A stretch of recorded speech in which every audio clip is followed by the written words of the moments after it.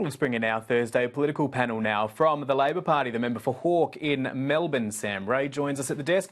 And from the Liberals, the member for Hughes in Sydney, Jenny Ware. Welcome to both of you. Sam Rae, I want to start with you. The deal that's been announced today about fuel efficiency standards. Is that a good deal? Are you comfortable dealing with the Greens on this one? I think what we need to focus on, Matt, is the legislation itself. The intent here and what we're going to be able to deliver through this legislation is a better range of cheaper cars that are more fuel efficient for Australian families. And at the end of the day, that's what the community expects. Now, we've got a whole range of different needs across the community in terms of sizes of cars and whatnot, but everyone wants to be saving money at the Bowser. And this will create an incentive system for manufacturers to bring in more fuel-efficient cars, a better range of cars for Australian families to choose from, and that's the important thing here. I know that you wouldn't have been sitting there at the negotiating table, being a backbencher, maybe one day, but certainly there is a bit of discussion as to whether or not the Greens have got off, or you guys have got off pretty lightly in this discussion here. The government's got off pretty lightly in what they've had to barter with the Greens to get this over the line on offshore gas. Is that a fair assessment?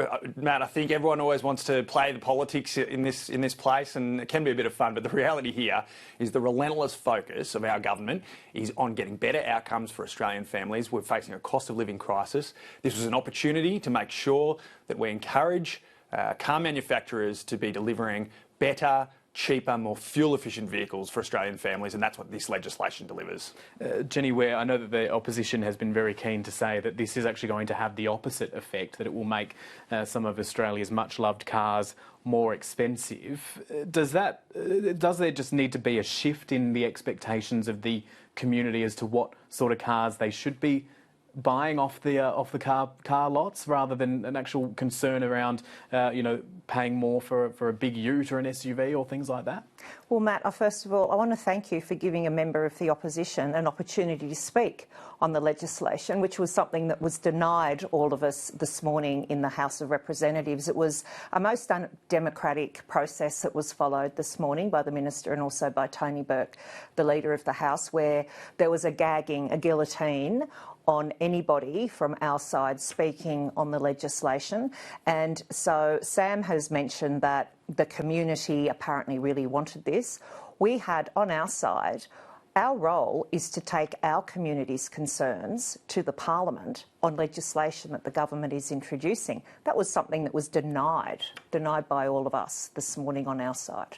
I mean, guillotining of debate is not a new phenomenon. The coalition would have done it plenty of times while it was in government. Certainly, that's to pick up on what Sam was saying earlier about the politics at play here. That is how the rough and tumble of this place works. Well, it is, but it's very interesting that on legislation such as this, that this was something that there has been a movement on this over the last few months when we've started to ask questions around the government's legislation. There was a movement around it, and they clearly now do not want to talk about it in the Parliament. They just wanted to ram it through. And as you rightly said, there's probably going to have to be a nice cosy deal done with their friends the Greens on this legislation. So on the substance of the fuel efficiency standards, though, isn't it a good thing that we are being brought in line with the rest of the world and actually having these sort of standards in play so that Australians are getting better cars when they are going to buy a new one? We certainly support sensible moves to reduce fuel emission standards, but one of the issues for us is cost of living. The cost of a car is not just the cost of a family car, it's also the cost of trades vehicles for our tradies and for many others that require their vehicle for work purposes.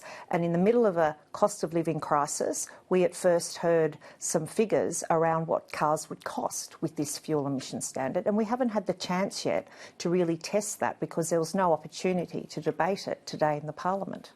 Sam Rae, on that issue of a lack of debate in Parliament, if you guys are sent here to represent your electorate's views, is it a bit hard for the community to swallow when those debates don't actually happen just so a deal can be rammed through? Oh, there's been lots of discussion in the community and the parliament about this legislation and about its policy intent, Matt. The reality is we are relentlessly trying to deal with this. I do have to cut you off there because the bells are ringing. We can't actually hear it in the studio, but both of you do need to rush off to the House of Representatives. This is what happens when we are doing live television during a parliamentary sitting day. So we might let you two depart. We may be able to get you back on towards the end of the show, but we'll leave our discussion there just for the time being.